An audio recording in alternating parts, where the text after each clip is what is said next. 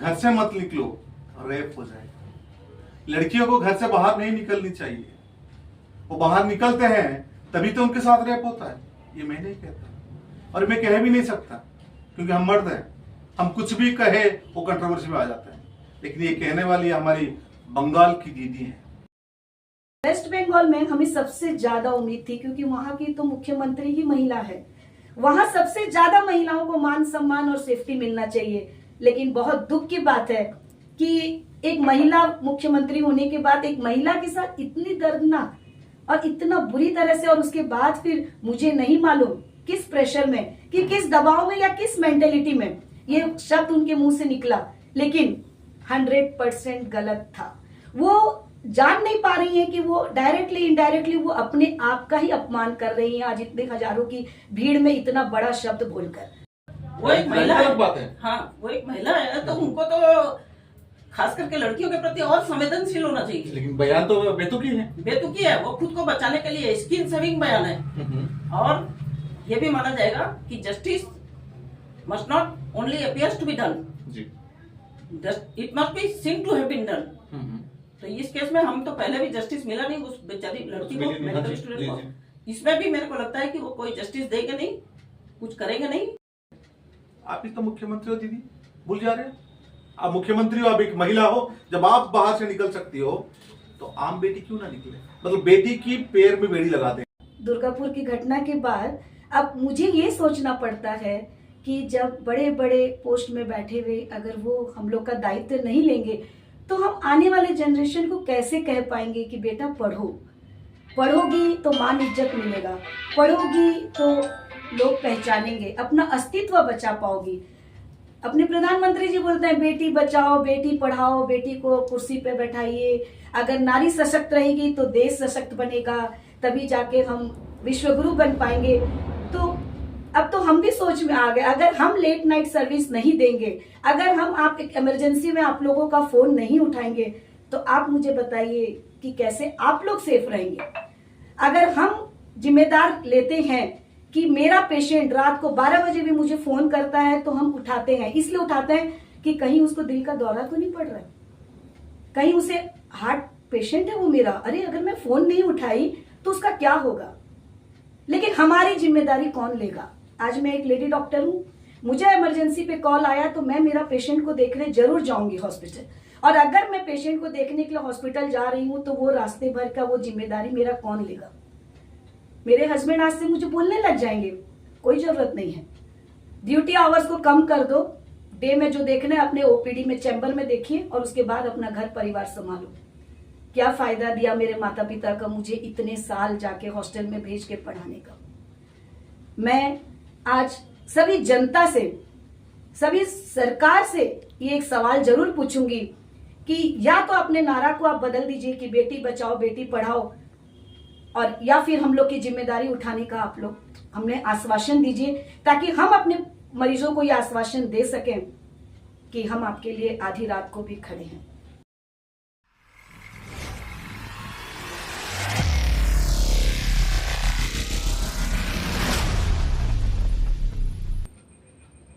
दुर्गापुर की घटना, हमारी उड़ीसा की एक लड़की पढ़ने गई थी, बहुत सारे सपने लेके गई थी, मैं डॉक्टर बनूंगी, रोगी सेवा करूंगी, लेकिन उसके साथ हो गया मां से।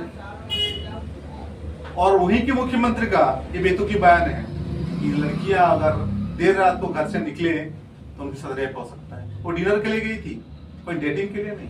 अगर डेटिंग के लिए निकल भी गई तो आपको क्या तकलीफ, आपको क्या? चलिए आज इस बारे में चर्चा करते। हमारे साथ है डॉक्टर डॉली लाट और वरिष्ठ आईनजीबी बंदरा मुंद्रा जी। डॉली मैम, हम देखते हैं डॉक्टर लोगों की जान खतरे में है। अगर मेरे मरीज का कुछ हो जाए तब डॉक्टर को पीटो, अगर मरीज को ना ट्रीटमेंट करो तब पीटो। अभी तो इज्जत भी खतरे में है, क्योंकि आरजीकर कॉलेज में हम देख चुके हैं। तो कैसे सेफ रहेंगे आप लोग? देखिए, जो एक आत्मसम्मान जो बोला जाता है, आज जितना भी हम एडवांस हो जाएं, भारत में संस्कार जो दिया जाता है ना, बेटी को यही बोल के दिया जाता है कि तेरी इज्जत तेरा सबसे बड़ा गहना है। और अगर कोई बेटी सपना सजा के बाहर जाती है कि आज मैं मेरे पैर पे खड़े रहूंगी, मैं भी सेवा करने के लिए निकलूंगी, मैं भी मेरे माता पिता सास ससुर परिवार में एक हेल्पिंग हैंड की जैसे काम आऊंगी, और उस वक्त अगर उसकी इज्जत पे बात आ जाती है तो सोच लीजिए अंदर की आत्मा रूह तक उसकी कांप जाती है। अब आप सोच के देखिए कि ऐसे पीड़ित अगर कोई लड़की है, कोई बेटी है, कोई माँ है, कोई बहन है, तो उसे वापस से उतना आत्मविश्वास दिलाने में कितना मेहनत लगेगा।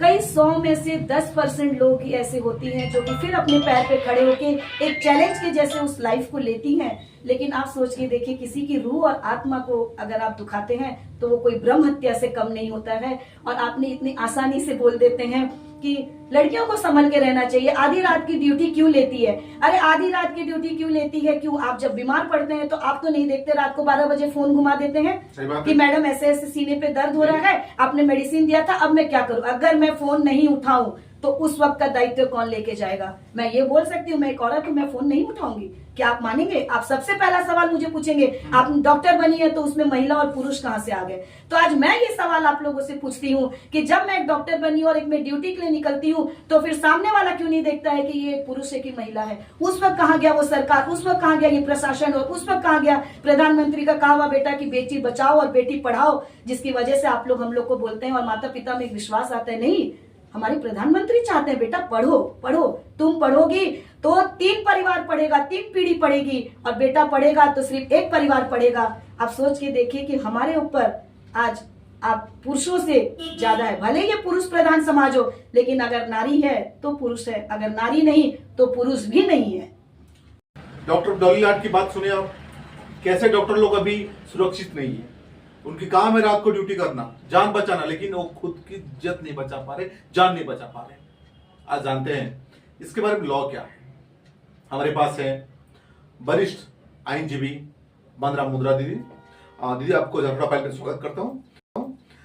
अभी लॉ के हिसाब से हम जो देखते हैं, रेपिस्ट आराम से घूम रहे हैं, उनको कोई तकलीफ नहीं, उनके पास बड़े बड़े वकील है, चाहे तो सुप्रीम कोर्ट जा सकते हैं, वहां भी बड़े बड़े वकील बैठे हैं, उनको बचा लेंगे। पर ये जो दीदी का कहना है, जिसे हम दीदी कहते हैं, दीदी कितना बड़ा नाम होता है, दीदी का कहना है कि लड़कियां घर से बाहर निकलेंगे तो उनका रेप होगा। ममता दीदी का बयान है, एक महिला के नाते आप किस एंगल से देखते हैं इस बात को? देखिए, मैं खुद एक वकील हूँ जी, मैं एक सोशल वर्कर भी हूँ जी, और मैं पॉलिटिक्स में भी हूँ। हाँ, तो ये तीनों चीजों का कॉम्बिनेशन से ये समझ में आता है कि ये खाली सिर्फ अपराध नहीं है।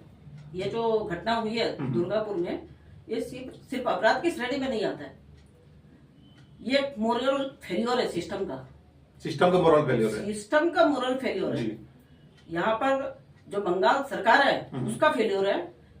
इसके पूर्व कुछ दिन पहले ही आरजी कौर मेडिकल कॉलेज में एक घटना हुई जी, उसमें भी वो डॉक्टर थी, स्टूडेंट थी, हाँ। कुछ समाज के लिए करने के लिए गई थी। वो सही है, मेडिकल की पढ़ाई माने कि प्योरली एक समाज सेवा है। जी जी जी, उसमें उसके साथ गैंग रेप हो करके और बहुत ही ब्रूटल तरीके से उसको मारा गया जी, कम से कम। और उसके बाद सबसे बड़ी बात है कि ममता सरकार जो है वो वहां के जो जितना एविडेंस था उसको डिमोलिश करने के लिए, उसको हटाने के लिए वो पूरी चेष्टा की है। राताराती वहां पे सब तोड़ ताड़ करके, सब पोछ पाछ के सब एविडेंस खत्म कर दिए ताकि उसमें कल्प्रिट बच जाए। सही। वो पूरे देश को हिलाया था वो घटना। हाँ, उसके लिए हम झारसुगुड़ा में भी आंदोलन किए थे। जी जी, पूरा देश हिल गया था, प्रत्येक माँ बाप हिल गए थे। उसके बाद भी ममता दीदी को चेतना नहीं आई, वो सोई हुई रही। एक लड़की फिर उसी क्रम में वही घटना का शिकार हो गई, वही गैंग रेप का शिकार हुई। वो भी मेडिकल स्टूडेंट जी, 2nd ईयर की स्टूडेंट मेडिकल की पढ़ाई करने के लिए गई कि समाज सेवा करूंगी, डॉक्टर बनकर के समाज की सेवा करूंगी। इनके बयान भी बड़ा खतरनाक है। हाँ। लड़कियां घर से मत निकलो, हाँ। ये किस मानसिकता की है दीदी? वो खुद को बचाने के लिए ये स्टेटमेंट देती हैं। अच्छा, उनको चाहिए कि जब वो मेडिकल कॉलेज या कैंपस यदि एक आइसोलेटेड एरिया में है तो वहां पर उसकी व्यवस्था की जाए, सीसीटीवी लगाया जाए, वहां पर प्रॉपर हेल्पलाइन नंबर दिया जाए, वहां पर प्रॉपर गार्डिंग फैसिलिटी दिया जाए, वहां जो कैंपस में जो एंट्री और एग्जिट का है उसका रेस्ट्रिक्शंस लगाया जाए और कोई उचित व्यवस्था रखी जाए।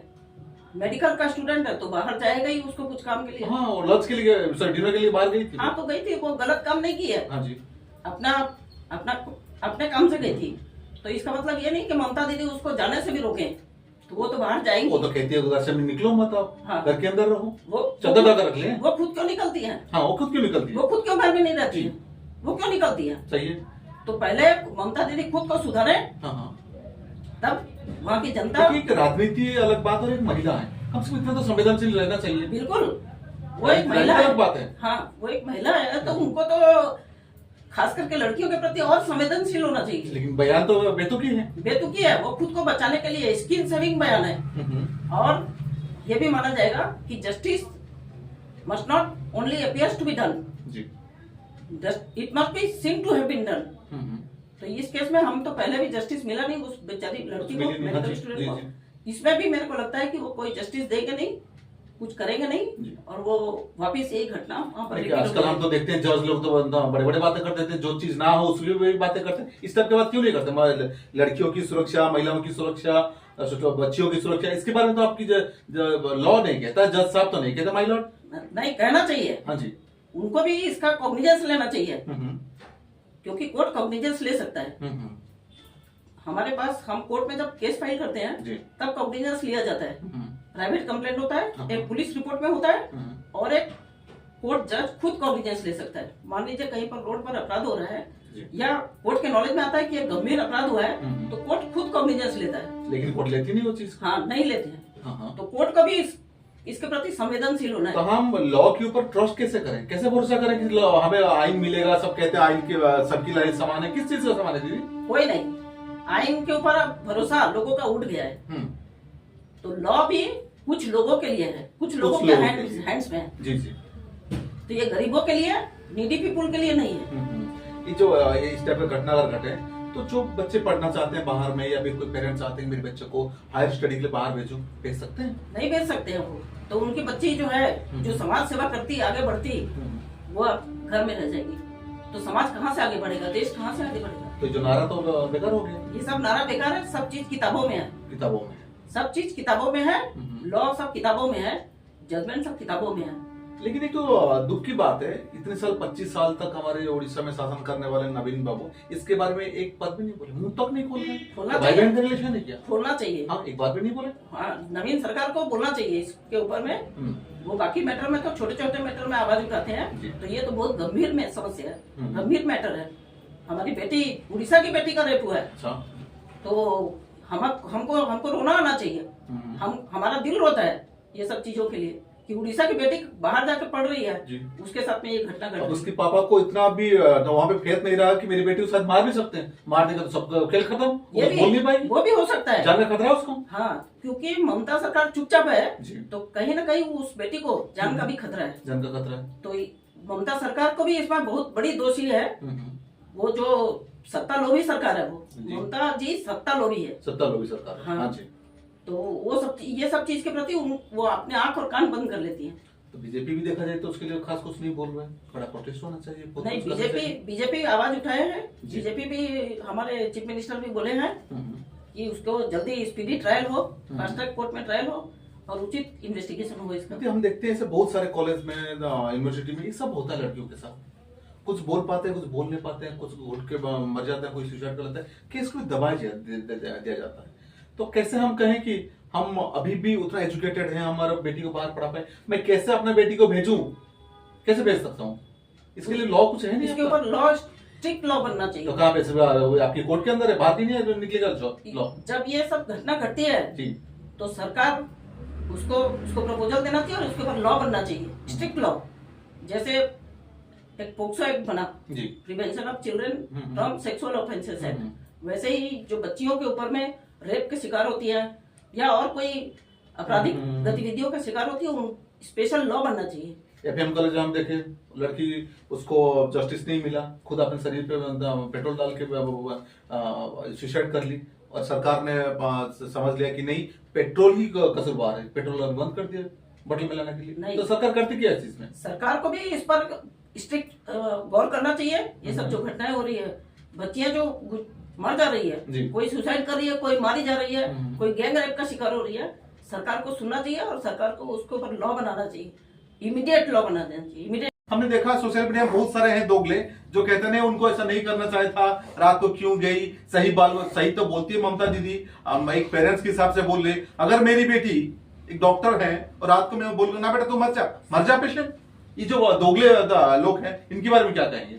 देखिए, ममता दीदी सही बोलती है, अपनी अपनी नजरियों का फर्क है। देखिए, आज अगर बेटी मेडिकल पढ़ने गई है, कोई बात नहीं, हॉस्टल से क्या हो गया अगर वो बाजू में खाने चली गई तो, क्या हो गया अगर वो ड्यूटी पे चली गई तो।